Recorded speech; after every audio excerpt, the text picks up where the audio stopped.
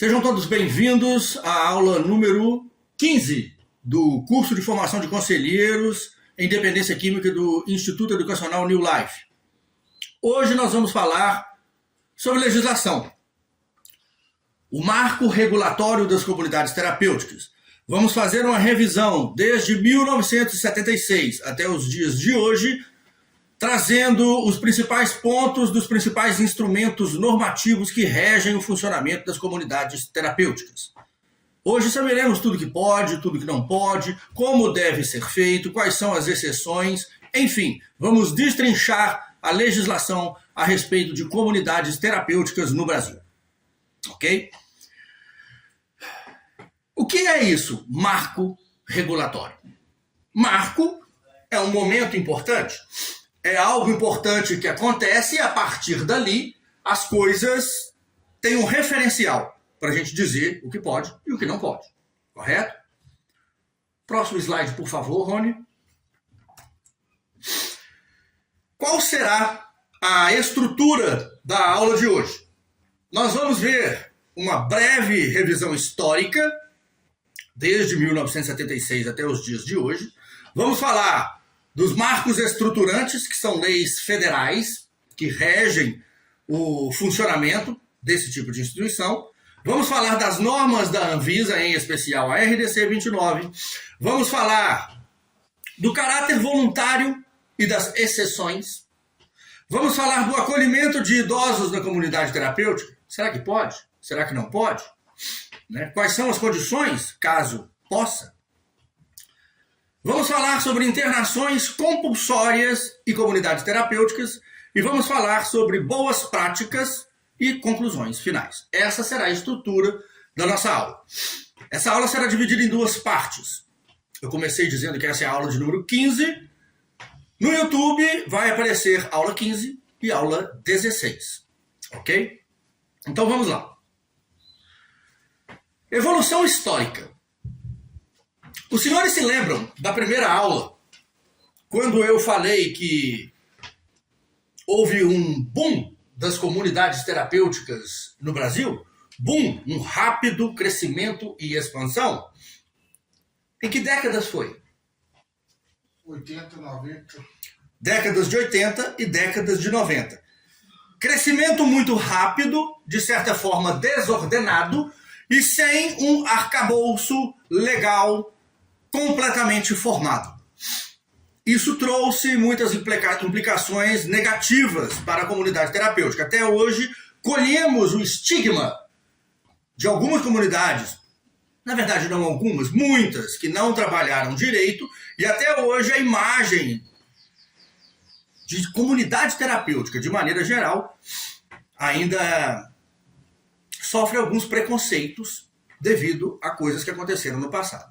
Eu estou falando que o boom de crescimento no Brasil foi nas décadas de 80 e 90, o que não quer dizer que não existiam comunidades antes disso. Tanto é que o início dos marcos regulatórios, o marco histórico, data de 1976 no Brasil.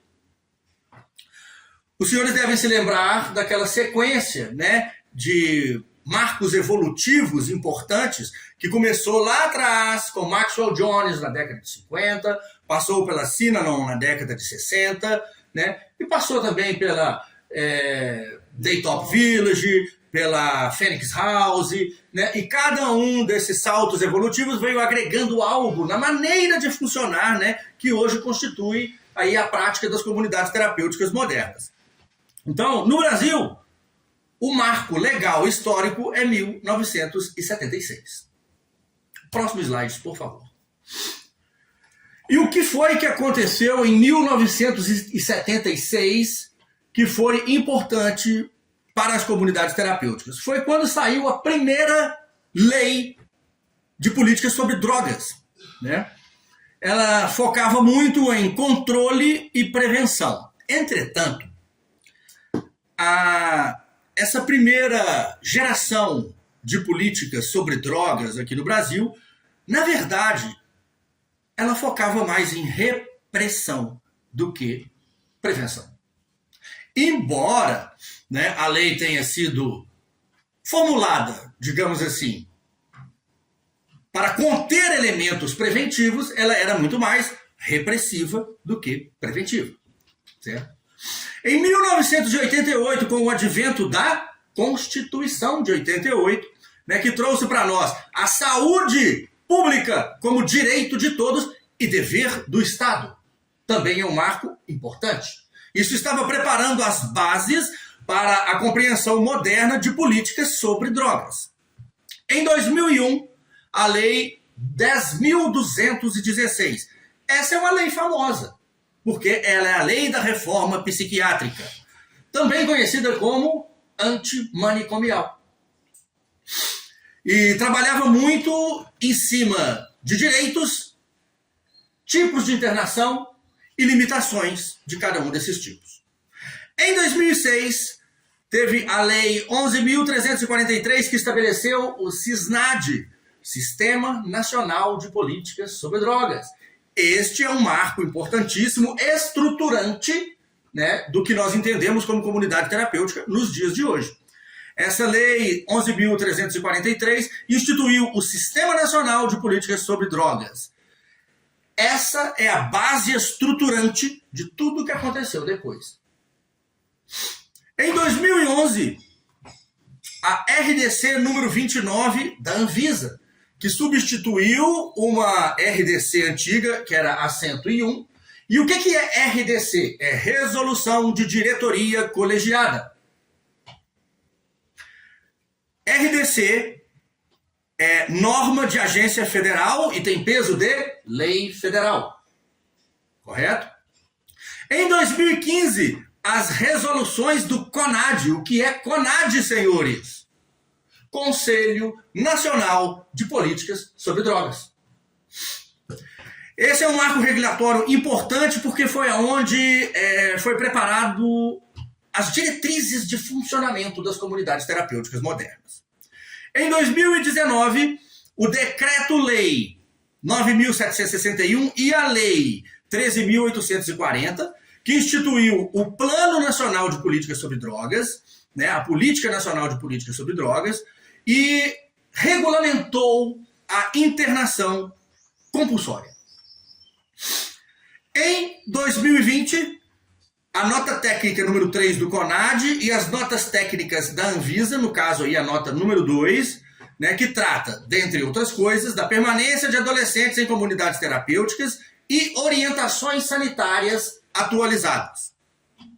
E em 2025, a resolução do Conselho Federal de Medicina, número 2443, que trata dos critérios de encaminhamento para a comunidade terapêutica. O que são critérios de encaminhamento? Nada mais, nada menos do que um relatório médico sugerindo, encaminhando, né, aquele indivíduo para o tratamento em comunidade terapêutica. Né? Aí eu te pergunto, mesmo a internação sendo voluntária, é necessário que haja um laudo médico recomendando a internação? Aí nós entramos numa área meio nebulosa, né? A boa prática diz que sim. É profundamente recomendado que haja um laudo médico direcionando aquele paciente para o tratamento em comunidade terapêutica. E nós vamos entender por que isso se faz necessário. É porque a internação, seja ela de qualquer natureza, seja ela voluntária em comunidade terapêutica, seja ela involuntária em ambiente hospitalar, ou seja ela compulsória, ou em CT, ou em ambiente hospitalar, ela é o último caso, quando já se esgotaram todas as possibilidades de tratamento extra-internação. Então é por isso que é importante este encaminhamento médico. Próximo slide, por favor.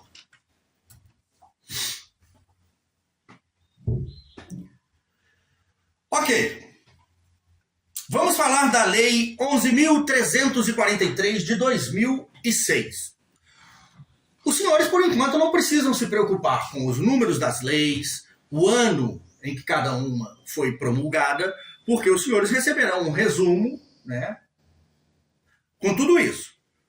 O ano que aconteceu, o instrumento normativo e os principais pontos de cada instrumento normativo. Agora o importante é nós prestarmos atenção e entendermos por que existe cada instrumento normativo e o que é que cada um deles diz. Essa lei é especialmente importante, ela é considerada, digamos assim, a lei mãe da política nacional sobre drogas. Ela cria o SISNAD, que é o Sistema Nacional de Política sobre Drogas. É um sistema integrado de prevenção, atenção e reinserção social para usuários e dependentes de drogas. Interessante a maneira que está escrito aqui, né? Usuários e dependentes de drogas. Aí eu pergunto, só para refrescar a memória, usuário e dependente de droga é a mesma coisa? Não. Não necessariamente. O próprio Sistema Internacional de Classificação de Doenças, ele tem diversos subíndices, subclassificações, onde você tem lá uma diferença clara entre uso nocivo e dependência química. Ok, criação do SISNAD, né, Sistema Integrado de Prevenção, Atenção e Reinserção Social de Usuários e Dependentes de Drogas. Princípios de atenção, respeito à dignidade humana e autonomia do usuário, independentemente de qualquer circunstância. Reconhecimento das comunidades terapêuticas. Por que esta lei 11.343 é de suma importância para nós, conselheiros em dependências químicas, que vamos atuar em comunidade terapêutica? É porque antes a comunidade terapêutica ela era um elemento que existia, mas ficava meio solto, descontextualizado, né? A partir da lei 11.343 de 2006, a comunidade terapêutica passou a ser reconhecida como parte integrante, parte auxiliar do sistema de atenção ao dependente no âmbito do SUS. Então, a partir desta lei, comunidade terapêutica passou a ser vista como estabelecimento de saúde? Eu pergunto. Sim. Não. Não? Na verdade, não. Comunidade terapêutica não é estabelecimento de saúde. É estabelecimento de interesse à saúde pública, né? Mas, de qualquer maneira, foi o momento onde as comunidades terapêuticas foram oficialmente reconhecidas como importantes no contexto nacional da política sobre drogas. Então, se alguém dizer comunidade terapêutica é estabelecimento de saúde, não. É estabelecimento de interesse da saúde pública. Porque complementa a infraestrutura do SUS, lidando muitas vezes com casos que o SUS não é capaz de atender. Eu falei anteriormente, até antecipando algumas coisas que ainda vamos ver, que a internação ela é o último caso. Correto? Quando todos os recursos extra-internação se esgotaram e o indivíduo não respondeu ao tratamento, aí justifica-se a internação. Entendeu? Então, o que é que o SUS enxerga? Primeiro, vamos esgotar todas as possibilidades de tratamento extra-internação, não havendo jeito, internas. Independente do tipo de internação. Correto? É o que nós vemos acontecer com frequência. A maioria das pessoas que chegam a uma comunidade terapêutica ou a outro tipo de internação, ela já passou por diversas tentativas, com psicólogos, psiquiátricas, Sersan, CAPS-AD, né? E, infelizmente, quando tudo isso não tem resultado, sobra-se a internação.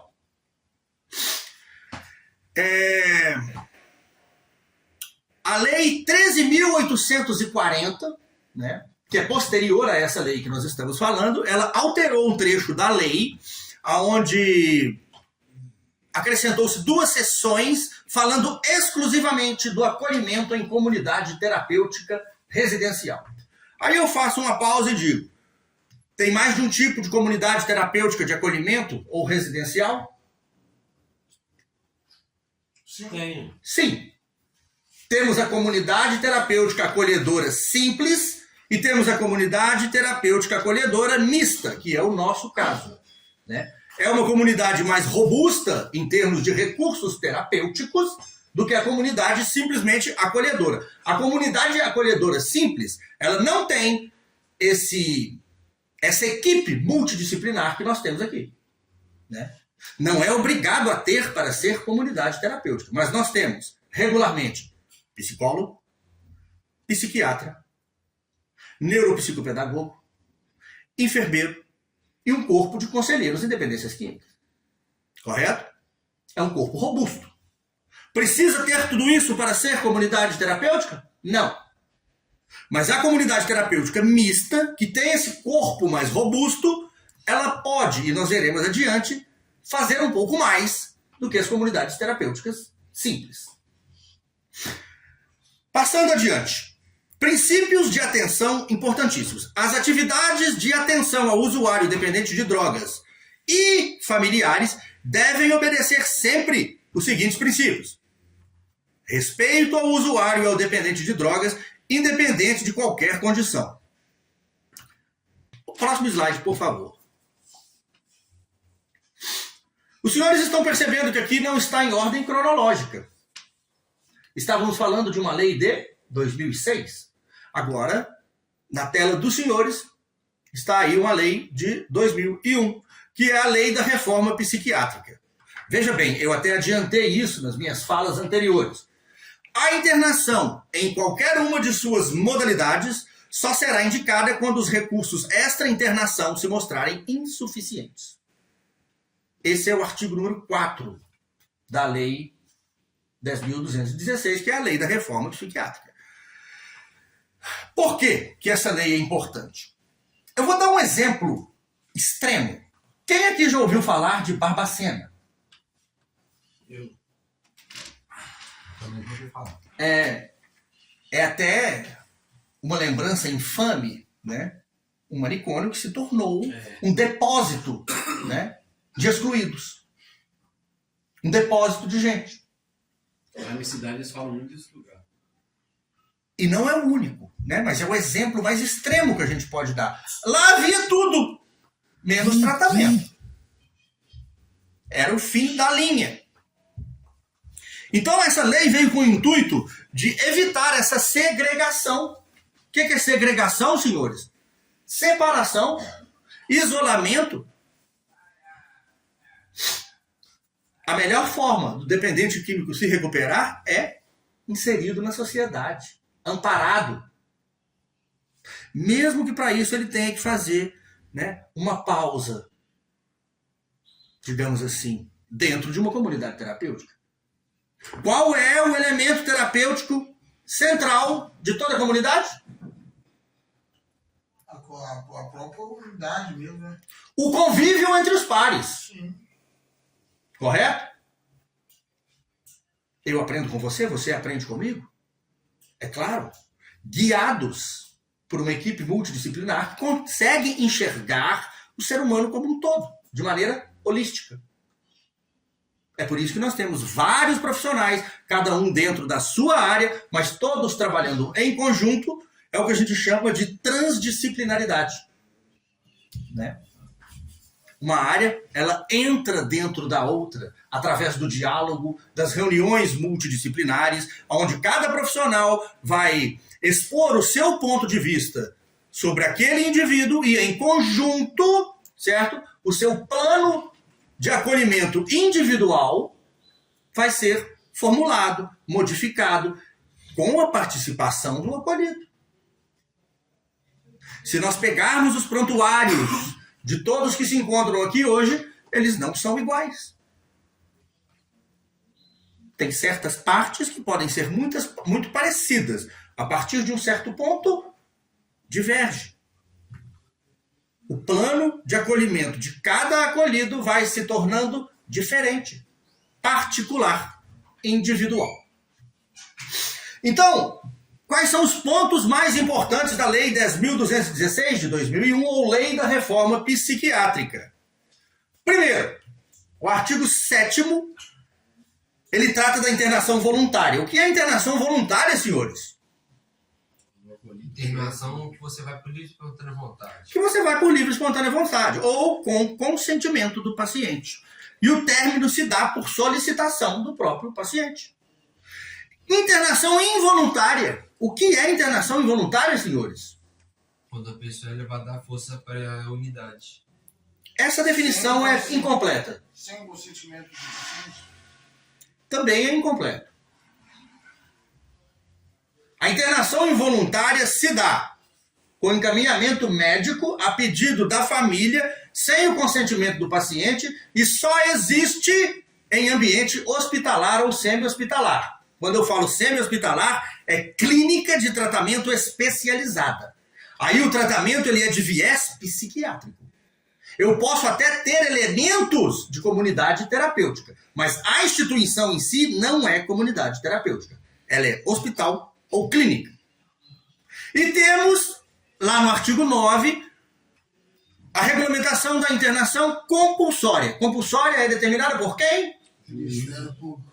Pelo Ministério Público, por um juiz, por assim dizer. Né? É determinada pelo juiz competente conforme a legislação vigente. Tem legislação, gente. Não é simplesmente, né, vamos internar compulsoriamente, ponto, acabou, não. Nós vamos ver que existe um processo para que isso aconteça. Né? E também trata dos direitos fundamentais do acolhido. Dignidade, sigilo e tratamento humanizado. Próximo slide, por favor. Aqui continuamos falando da Lei 13.840, que alterou a Lei 11... Perdão, exatamente. Que alterou a Lei 11.343. Correto? Essa é uma lei de 2019. Ela estabelece o que eu estava falando aqui, há alguns minutos atrás. Plano individual de atendimento ou plano de acolhimento singular, né? É um instrumento obrigatório para cada acolhido. Ou seja, a comunidade terapêutica, né? Assim como qualquer outra instituição que recebe alguém por internação, tem obrigação de ter um plano específico para cada pessoa. Não é simplesmente internou, jogou lá e vamos ver no que dá. Né? Acompanhamento individual. E esse acompanhamento interessante é o seguinte, ele não é determinado pela equipe transdisciplinar. Ele é negociado, conversado com o próprio acolhido. Eu tenho que saber quais são os objetivos, os interesses daquela pessoa para formular um plano terapêutico para ela. Tem pessoas que chegam na comunidade terapêutica e não têm sequer documentos. Então, o que é uma medida óbvia para se colocar de imediato no plano de atendimento individual, ou de acolhimento individual, ou de acolhimento singular daquela pessoa? Articular junto ao CRAS, por exemplo, para tirar todos os documentos dela. É o primeiro passo. A pessoa que chega na comunidade terapêutica sem uma habilidade profissional é articular com parcerias público-privadas, né? Ou talvez até com recursos internos da própria instituição, capacitá-la, como os senhores estão sendo capacitados aqui hoje, para terem uma profissão. Então, cada pessoa tem necessidades específicas. E o trabalho com aquela pessoa tem que ser no sentido de suprir essas necessidades. Acolhimento é diferente de internação. Ou seja, acolhimento diz respeito à internação voluntária. A internação, quando não é voluntária, ela tem uma característica muito importante dentro da comunidade terapêutica. Se não tiver sido explicitamente determinado por um juiz qual o período máximo de internação compulsória, né, que pode acontecer? 90 dias. Se não estiver explicitamente, né, recomendado pelo juiz. Por exemplo, ele pode colocar assim, recomendo a internação involuntária, compulsória de fulano de tal, parará, parará, parará. Né? Eu só vou poder ficar com ele 90 dias. A menos que o juiz estabeleça um tempo, a menos que seja, por exemplo, uma substituição de pena, ou que o juiz deixe a cargo da equipe transdisciplinar determinar a alta dessa pessoa. Mas mesmo assim, no que diz respeito à comunidade terapêutica, indivíduo que está ali de maneira compulsória, se ele cismar de ir embora, a comunidade terapêutica pode impedi-lo de ir? Não. Não. O que a comunidade pode fazer é deixá-lo ciente das implicações legais sem nenhum tipo de coação, gente.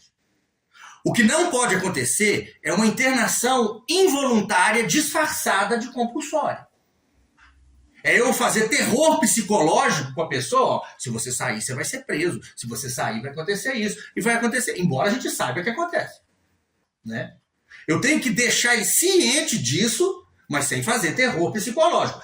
O senhor está ciente, né, das implicações legais de interromper o seu tratamento compulsório e sair porteira afora? Sim, estou. Então assina aqui para mim que você está ciente dos riscos, né, e das implicações e que Deus o abençoe. Posso soltar ele, simplesmente largar ele e deixar ele embora? Não. Tem que dar um mínimo de suporte para garantir a segurança dele até ele chegar em casa. O que vai acontecer com ele, né? Agora, se ele fugir, bom, aí já é outra questão, né? Se ele fugir, ele não deu nem tempo de ser ajudado. Vocês estão entendendo? Qual que é a obrigação da comunidade terapêutica? Informar as autoridades. E a família, obviamente, né? Laudo médico obrigatório. Exige laudo médico de encaminhamento regulamentado pelo CFM, Conselho Federal de Medicina, né? O acolhimento em comunidade terapêutica se dá de forma voluntária mediante consentimento do dependente. Veja bem, todos os senhores aqui assinaram um termo de voluntariado, não é verdade? Sim. Se os senhores não tivessem assinado o termo, não poderiam ficar aqui. Porque se eu tenho um termo assinado, né, eu tenho prova, né, por parte da comunidade terapêutica que ele entrou voluntariamente. Mas se eu não tenho esse termo assinado e tenho a fiscalização, ele pode falar que está aqui dentro contra a vontade dele e eu não tenho instrumento nenhum para provar que não é verdade. Então tem que assinar o termo. Se não assinar o termo, infelizmente tem que ir embora.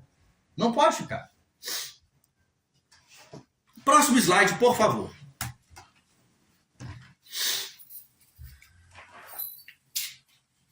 Decreto 9.761 de 2019. Esse foi um decreto presidencial, né? Depois houve uma lei posterior que incorporou algumas coisas do decreto e descartou outras. Mas, enfim, o artigo 1º aprova a PNAD, reformulando integralmente a política anterior, referendado pelos Ministérios da Justiça, da Saúde, Cidadania, Mulher, Família e Direitos Humanos, conferindo caráter interministerial ao decreto presidencial.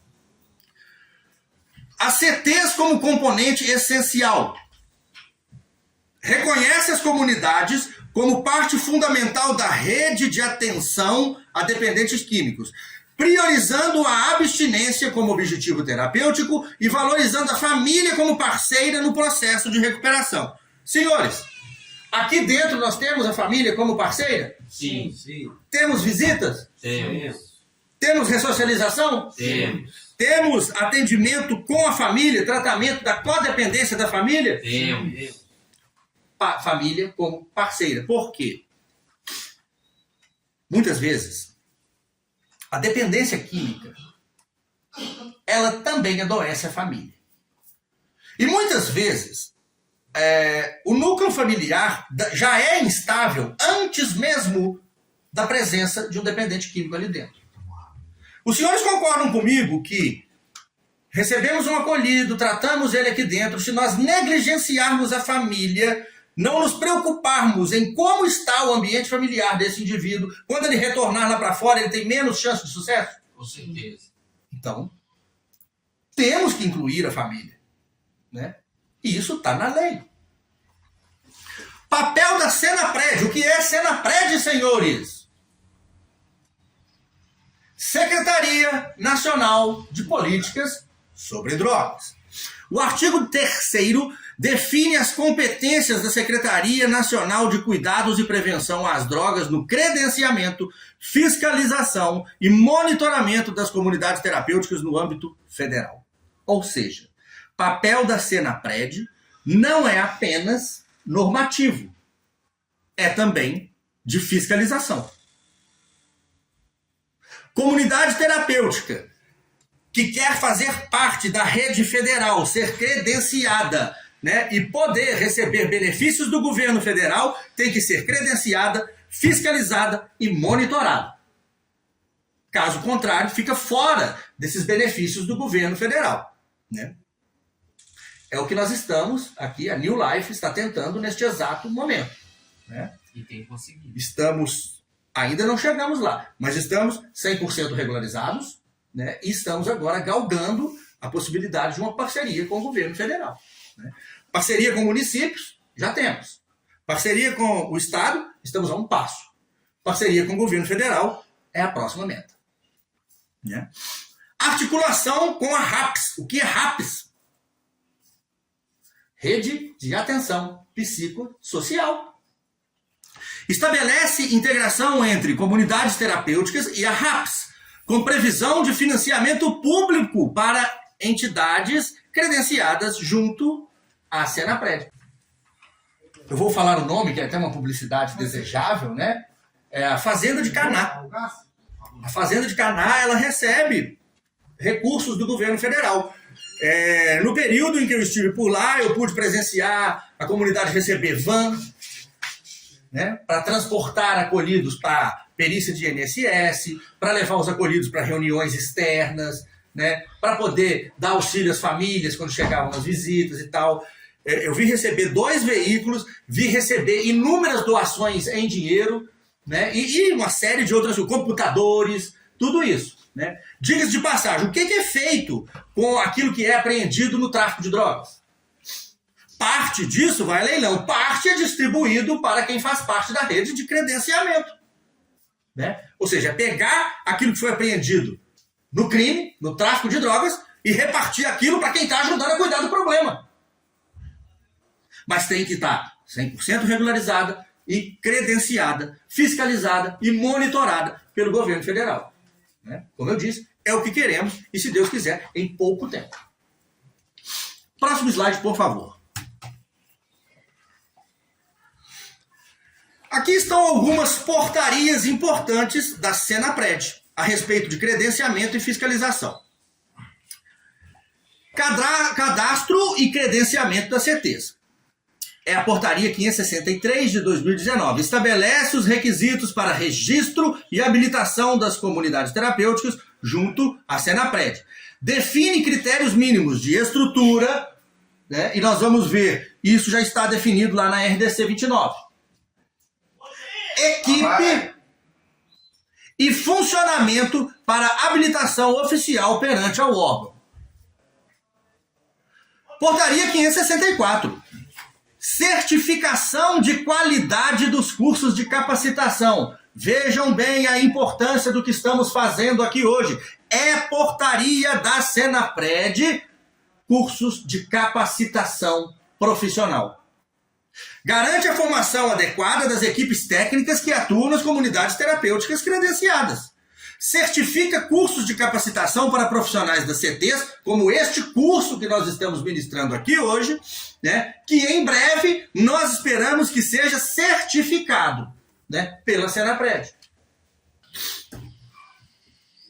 Portaria 562. Plano de fiscalização e monitoramento das CTs. Cria um plano oficial de inspeção das CTs, definindo critérios, periodicidade e procedimentos de fiscalização. Quer dizer que, uma vez credenciado no âmbito federal, fiscalizações serão coisas rotineiras. E isso, para nós, é adorável, né? Quanto mais fiscalizados nós formos, quanto mais periodicidade isso tiver, né, mais respaldo para trabalhar nós teremos. Tudo legal, tudo em cima. Exatamente. E Sistema Eletrônico de Gestão de Comunidades Terapêuticas. Institui a plataforma digital de monitoramento e transparência às comunidades terapêuticas em âmbito nacional. Marco regulatório geral das CTs. Primeira resolução do CONAD.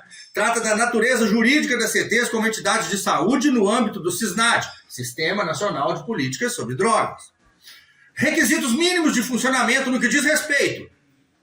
Estrutura física, equipe e prontuários. Ah, quer dizer que os prontuários seguem um padrão? Sim!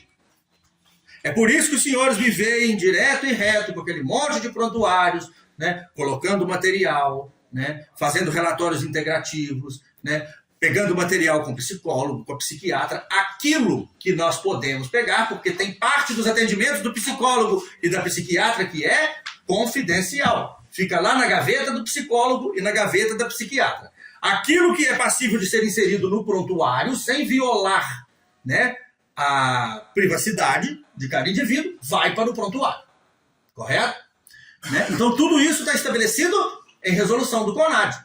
CONAD é um Conselho Nacional de Política sobre Drogas. Essas resoluções têm peso de lei federal.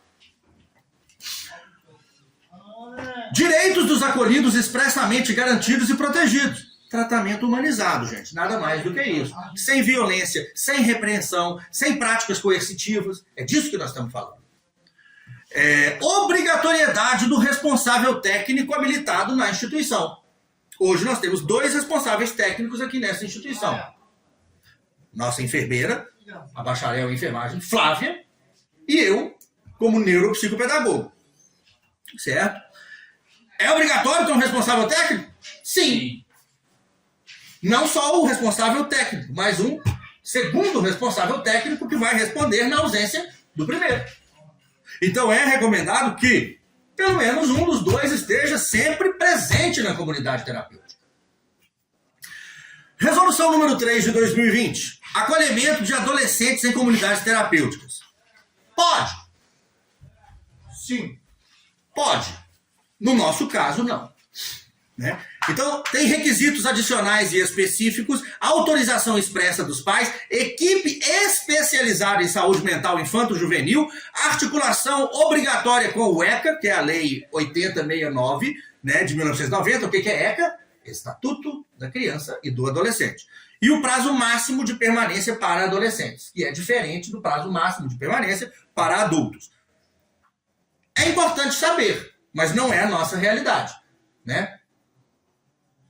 A APADEC New Life, que é a instituição, né, dentro da qual existe o Instituto Educacional New Life, só atende maiores de 18 anos. Correto? Não pode misturar adolescentes com adultos. Ou sua instituição é para crianças e adolescentes, ou ela é para adultos. Não existe possibilidade de ser mista. Totalmente vedado por lei. Ok? Próximo slide, por favor. Agora, nós vamos entrar, propriamente dito, na regulamentação sanitária. RDC 029 de 2011, da Anvisa. Antes de qualquer coisa, eu quero só trazer à tona algo que eu sei que nós já conversamos em outras aulas. A RDC 029 é para comunidades terapêuticas. Qual é a RDC que rege clínicas e hospitais? RDC 50. A 50, exatamente. Aí tem uma coisa interessante. São normas que tratam de estabelecimentos, a 29, um estabelecimento de interesse à saúde pública, e a 50, de estabelecimentos propriamente ditos de saúde. Correto? A RDC 29, ela tem algumas lacunas, quando ela trata de infraestrutura, de pessoal, de alguns detalhes que realmente faltam na resolução. Então, de onde eu importo esses elementos que faltam? Da RDC 50? A gente importa da norma imediatamente superior. Se aqui é um estabelecimento de um determinado grau e a resolução carece, tem uma lacuna para poder nos explicar algo, nós podemos importar da norma imediatamente superior, porque a norma superior, sendo ainda mais rígida, ela supre a lacuna da norma imediatamente inferior. Eu vou dar um exemplo. Sim. Qual a lotação máxima da APADEC New Life hoje? 60 pessoas. Não, senhor. 38 acolhidos. Porque isso diz respeito ao número de chuveiros, ao número de sanitários, ao número de leitos. E o número de leitos diz respeito à metragem quadrada disponível. No caso de beliches, que é o que nós usamos aqui, não existe na RDC 29 nada que trate disso. Mas existe na norma superior. E o limite é 3 metros quadrados por residente. Então, um quarto de 12 metros quadrados pode ter no máximo quantos acolhidos? 3. 4. Porque 4 vezes 3 é 12. Né? Um quarto de 18 metros quadrados ou de 20 metros quadrados pode ter no máximo quantos acolhidos? 6. 3 metros quadrados por acolhido. Isso fala na 29? Não. Mas fala na 50. Espaçamento entre leitos. Fala na 29? Não. Mas fala na 50. Aí essas lacunas pegam todos dos 50. é a norma imediatamente superior, né, que trata de estabelecimentos relacionados à saúde, com um rigor ainda maior. Então, na lacuna presente na 29, eu preencho com os elementos que vêm da 50. É assim que você consegue andar legal, mesmo na ausência de algo específico. Mas quem fez ela já sabia ou não? Não, mas assim, do ponto de vista jurídico, você pegar algo que é mais restritivo e aplicar ao seu estabelecimento, te coloca numa situação confortável. Né? Eu não vou pegar algo menos restritivo e importar para o meu estabelecimento. Eu preciso ter certeza. Então eu importo algo mais restritivo para preencher a lacuna daquela resolução. E aí eu fico numa posição confortável. Exatamente. Né? Muito bem. Abrangência universal. Aplica-se a todas as instituições urbanas ou rurais, públicas, privadas, comunitárias, confissionais ou filantrópicas, sem distinção. Ou seja, independente da natureza jurídica do empreendimento, a aplicabilidade da RDC 29 é universal. Seja uma entidade privada, seja pública, seja filantrópica, não importa. Né? No nosso caso, a Padec New Life ela é uma associação. Né? O que difere uma associação de uma LTDA, por exemplo? Né? Uma empresa que é LTDA, Sociedade Limitada, né, ela tem donos. A associação não tem dono. Ela tem membros do quadro estatutário, que estão ali por eleição, que é feita a cada 4 anos. Certo? Eles não são donos da comunidade. Donos de uma LTDA podem retirar lucros a título de prolabore. Na associação não pode. O lucro volta para a associação. Né? E os funcionários recebem por prestação de serviço. Pode alguém que está no quadro estatutário também prestar serviços? Não. Pode. Pode. Mas é uma zona cinzenta. Então, assim, se você estiver pleiteando recursos federais, né, vai haver um nível de investigação maior para ver se não está havendo desvio de verbas. Né? Poder, pode. Mas aí eu digo, não é recomendável. Eu imaginei. Mas pode. Né? Pode. Eu posso estar no quadro estatutário, né, por exemplo, como um conselheiro fiscal, e prestar serviços aqui dentro como neuropsicopedagogo. São coisas completamente distintas. Uma é a prestação do serviço, a outra é a minha responsabilidade como conselheiro fiscal. Entendeu? Agora, no caso, você está pleiteando recursos federais, eu sugiro que se minimize isso o máximo possível para dissipar o máximo possível qualquer desconfiança. Né? O principal, isso daqui é um ponto central dentro da RDC 29. Ó. O principal instrumento terapêutico a ser utilizado para o tratamento de pessoas com transtornos decorrentes de uso, abuso ou dependência química em comunidades terapêuticas deverá ser o convívio entre os pares. Esse é o elemento central da comunidade. É por isso que se chama comunidade terapêutica. Mas é o único instrumento? Não. Claro que não. Né? É o instrumento central. Eu aprendo com você, você aprende comigo, né? Eu te ajudo, você me ajuda e crescemos juntos. Né? Somos pessoas diferentes. Não estamos aqui não somos uniformes, mas estamos em unidade. Somos diferentes, mas temos o mesmo propósito. Isso é que caracteriza comunidade terapêutica. Agora, posso ter coisas adicionais? Claro, nós temos aqui, né, o psicólogo, a psiquiatra, né, a parte psicopedagógica, né, que eu trabalho. Nós temos instrumentos como terapia cognitivo-comportamental, plano de prevenção de recaída, mindfulness, e oficinas de arte, musicoterapia, videoterapia. Tudo isso são elementos que agregam valor ao tratamento. Mas o elemento central é sempre a convivência entre os pares. Né? Isso tem que ficar cristalino para os senhores.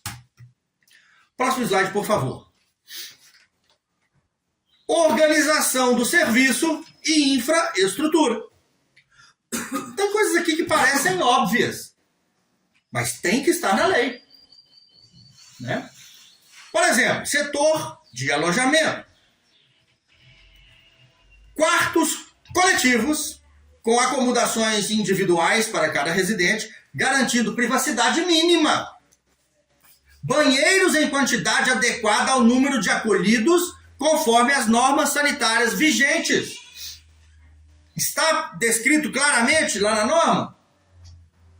Quem já leu a 29 sabe que sim. Né? Cada chuveiro, por exemplo, pode ser usado por, no máximo, 10 acolhidos. Não importa onde estão os chuveiros dentro da comunidade. Ele não tem que estar ali no seu quarto. A comunidade, se ela tiver 40 pessoas, ela tem que ter 4 chuveiros. Né? É um exemplo. Né? Da mesma maneira que eu dei o exemplo da questão de lotação máxima. O limite que eu posso chegar é 3 metros quadrados por residente, no caso das beliches. Setor de reabilitação e convivência. Sala individual. Temos sala individual? Temos. Quando a médica te atende, ou o psicólogo te atende, ele não te atende no meio do grupo. Ele te atende ou lá no escritório, ou na sala nova que está terminando de ser construída lá embaixo, né? Se ele quiser atender ao ar livre, lá em cima, debaixo do pé de manga, onde ele gosta de ir, pode também, desde que tenha infraestrutura para tal. A questão é respeitar a privacidade. Não se pode misturar atendimento individual com atendimento coletivo. Área para oficinas, jogos, área de laboterapia e área desportiva. Nós temos? Sim. Temos. Aonde que é a nossa área para palestras coletivas? Lá fora. Na mesa gigante lá. Inclusive também é usada para o refeitório. Posso usar a mesma mesa? Pode, nada impede. Né? No momento da reunião coletiva, ali é sala de reuniões. No momento da alimentação, ali é refeitório. Não tem problema eu usar o mesmo espaço. Desde que, obviamente, em horários diferentes. Né? E com a devida higienização. Setor administrativo. Sala de acolhimento para recepção e triagem dos residentes. Essa sala administrativa é para gestão institucional e de arquivo. Temos isso? Temos. Tem um arquivo lá, de aço, lá no escritório. Os prontuários ficam lá dentro, fechados. Né? O acesso é restrito. Qualquer um pode chegar lá e pegar o prontuário? Não. Então temos. Setor de apoio logístico. Cozinha e refeitório para preparação de alimentos, lavanderia para higiene de roupas e enxoval e almoxerifado para armazenamento. Nós temos? Temos. Temos. Né? Então, cozinha fechada, com telinha na janela. O acesso da cozinha é restrito? Sim. Qualquer acolhido pode entrar na cozinha? Não. Não. É acesso restrito. Zona de manipulação de alimentos. Até por uma questão de higiene e também de segurança. Tem instrumentos lá, pontiagudos, cortantes, etc. Então, tá tudo certinho até aqui. Temos lavanderia? Temos. Né? Temos almoxerifado? Temos. Né? Chego com uma mala gigante que não cabe no meu quarto. Para onde que ela vai? Para o almoxerifado, que aqui nós chamamos de maleiro. Então tá tudo isso descrito lá na norma. Ah, então é por isso que vocês fazem. Sim. Porque está na norma. E não tem jeito de trabalhar direito se não for assim. É por isso que está na norma. Próximo slide, por favor.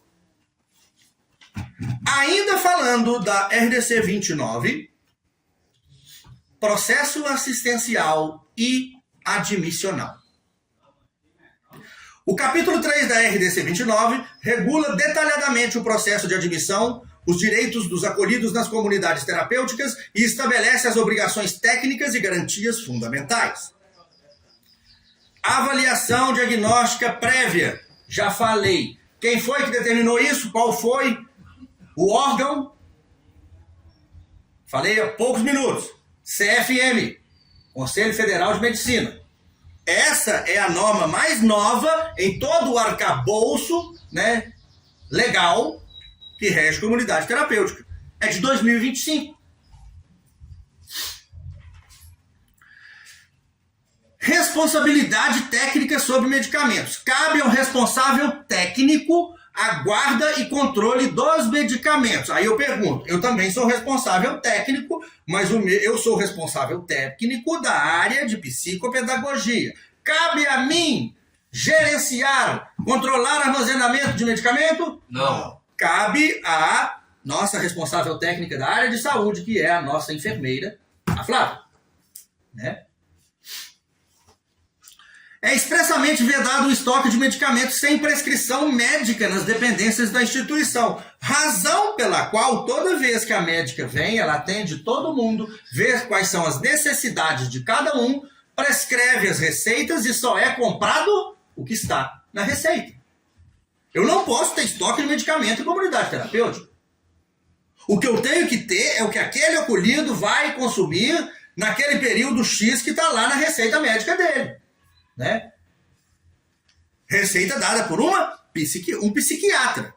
Né? Eu falei uma psiquiatra, porque no nosso caso é a doutora Débora. Né? E, enfim. Aí isso me traz uma outra questão. O pilar, né, do tratamento dentro da comunidade terapêutica é o quê? Acabamos de falar há poucos minutos atrás. Convivência uns com os outros. Convivência entre os pares. O pilar de tratamento da comunidade terapêutica não é medicamentoso. Essa é uma das razões. Né? Ah, quer dizer que quem vem para comunidade terapêutica não pode tomar remédio? Não, não é bem assim não, gente. Tem pessoas que têm necessidade de tomar uma medicação, vão continuar tomando. Só que a política da comunidade terapêutica é a minimização da medicação tanto quanto possível. Né? A gente tem que fazer um movimento contrário, porque eu falei disso em outras aulas desse curso. Criou-se uma tendência à bendita prescrição em cascata, né? E o cara, ao longo do tratamento, entre aspas, vai acumulando um monte de prescrições, chega aqui tomando uma quantidade absurda de remédios, e muitas vezes, quando você tem um olhar mais dedicado para aquela pessoa, você vê que ela não está precisando daquilo. Né? Então, o objetivo da comunidade terapêutica também é de ir fazendo desmame de medicação psiquiátrica tanto quanto possível. Né? Atenção nisso, tanto quanto possível. E nós vamos entrar, vai ter uma parte onde nós vamos falar dessas questões mais especificamente. Né? Proibição de admissão inadequada. Fica vedado a admissão de pessoas cuja situação requer a prestação de serviços de saúde não disponibilizados pela instituição, protegendo o acolhido de atendimento insuficiente. Gente, aqui cabe um pouco de bom senso. Vou dar um exemplo lá no limite, né, extremo. Posso ter aqui dentro alguém que tem um problema cardíaco grave, que precisa de supervisão hospitalar constante? Não. Não. Posso ter aqui dentro alguém que acabou de sair, por exemplo, de uma situação de transplante, que requer acompanhamento constante? Não. Posso ter aqui dentro alguém que tem uma comorbidade psiquiátrica? Não. Sim. Nesse caso, sim. E nós temos. Ah, tá. Né? Comorbidade. Que acontece junto com.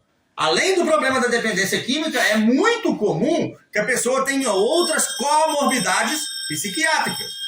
Como, por exemplo, bipolaridade, transtorno obsessivo-compulsivo, depressão, ansiedade, às vezes esquizofrenia, porque muitas vezes a esquizofrenia ela é induzida por substâncias. Agora, aí que vem o bom senso. Eu tenho que entender que, para me manter aquela pessoa aqui, ela tem que se beneficiar do tratamento. Se o grau de comprometimento dela for muito grande, primeiro, ela não vai se beneficiar do tratamento, então não existe razão para estar aqui. Segundo, ela pode representar um risco para ela mesma e para terceiros. Só aí são duas razões.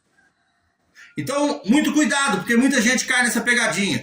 Posso receber pacientes com comorbidades psiquiátricas no CT? Pode, desde que ele se beneficie do tratamento, que a equipe esteja capacitada a cuidar dele e que ele não represente um risco para ele ou para terceiros no ambiente residencial. Ficou claro? Sim. São alguns mitos que tem por aí, de quem não sabe, né, as normas na íntegra, pegam fragmentos e falam, isso pode, isso não pode, sem o menor embasamento legal. Então pode. Né? Para tudo na vida há exceções. Agora eu tenho que documentar tudo, essa é a questão. Chegar uma fiscalização, eu tenho que provar. Fulano está aqui, mas eu tenho que provar que ele está tendo benefício, eu tenho que provar que a equipe é capacitada a cuidar, né? E eu tenho que provar que ele não representa um risco para ele aqui dentro. Algumas das pessoas, por favor, não citem nomes, né? Por uma questão de privacidade, que têm comorbidades aqui dentro hoje, certo? Está fora dessas 3 questões? Não. Não. Todos eles se beneficiam, a equipe consegue manejá-los com eficiência e eles não representam risco para si mesmo, nem para terceiros. E Então, acima de tudo, nós temos um profissional. tá tudo, nós temos vários profissionais. Não. Tempo máximo de permanência. Não existe claramente na norma. É isso. Né? Não existe claramente na norma. Nós aqui adotamos 12 meses como tempo de permanência máximo. Né? Algumas instituições adotam 18. Mas, lá no seu plano terapêutico, tem que estar escrito isso. Se é 12, tem que estar lá escrito 12 explicando por quê. Se é 18, tem que estar lá escrito 18 e explicando por quê. O que eu não posso é adotar um critério para cada pessoa sem estar fundamentado. Né? Agora, sinceramente, mais do que 18 meses fica difícil de justificar em qualquer lugar. Entendeu? Então tenham esses números em mente. Nós trabalhamos com 12, até 18 é justificável. Cara, mais do que isso, assim, eu acho bobagem. Né? Eu acho bobagem. E acho um risco para a comunidade terapêutica. Aí eu tenho que pensar agora, né, como responsável técnico. É um risco para a comunidade terapêutica porque eu começo a não ter subsídio para justificar aquela permanência tão longa. Né? Até 18, muitas trabalham, nós trabalhamos com 12. Mas está escrito lá no nosso plano terapêutico que é 12. Entende? Muito bem, próxima, por favor. Direito dos residentes. Eu vou passar en passant nisso daqui, né? Meio de maneira superficial, porque já até falei ao longo dessa aula. Ambiente livre de substâncias psicoativas e qualquer forma de violência, garantindo saúde integral ao acolhido. Isso diz respeito ao bem-estar físico e psíquico. Né? Direito à cidadania. Você está aqui no tratamento, né, residencial em comunidade terapêutica. Vou fazer uma pergunta. É dia de eleição, acolhido quer votar. Posso restringir ele? Não. Claro que não. Direito à cidadania. Ele está em pleno gozo dos seus direitos civis. Eu não posso impedi-lo de fazer nada. Eu tenho que dar garantia que ele tenha todos os seus direitos civis preservados. Condições dignas de vida. Alimentação nutritiva. Temos? Sim. Temos. Cuidados de higiene. Temos? Temos. Somos até chatos quando alguém, né, não tem um cuidado de higiene. Alojamentos adequados. Temos? Temos. Temos. Proibição absoluta de castigos. Fica expressamente proibido castigos físicos, psicológicos ou morais sobre qualquer pretexto ou circunstância. Gente, vamos começar pela violência física. É tão inaceitável que eu nem vou falar muito sobre isso. Eu já falei outras vezes. O que eu espero de um recém-chegado é problema. O que eu espero do profissional é profissionalismo, né? Serenidade. Conselheiro de independência química que não tem condição de tomar um tapa na cara de um acolhido sem reagir, não serve para trabalhar comigo. Partimos daí. Né? Posso humilhar o cara? Utilizar de coisas que eu sei da vida dele para diminuir ele perante os outros companheiros, humilhando ele? Não. Não. Claro que não. Isso também é violência. Vou dar um exemplo simples. Acontece aqui dentro. A pessoa comete uma falha, aí a gente fala, hoje a louça é sua. Se ele falar que não vai lavar a louça, eu posso obrigar ele? Não. Não. Mas eu posso cortar um benefício. Né? Benefício é uma coisa. Direitos fundamentais são outras.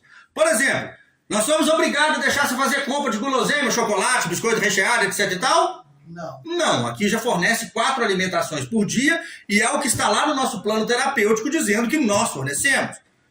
Então eu posso falar hoje, essa semana, sua guloseima está cortada, né? Isso é uma perda de benefício. Pode? Pode. Isso pode. Né? Agora, por exemplo, posso virar para o acolhido e falar, daqui para frente você não fala mais com a sua família. Posso fazer isso? Não. Não. Porque aí eu estou tirando dele um direito de comunicação, né? Que eu, inclusive, eu tenho que fornecer meios aqui para que eles se comuniquem com a família. Seja por videochamada, por ligação normal, alguma maneira eu tenho que fornecer para que o acolhido tenha comunicação com a sua família. Porque eu falei anteriormente que a família tem que ser parceira no tratamento. Próximo.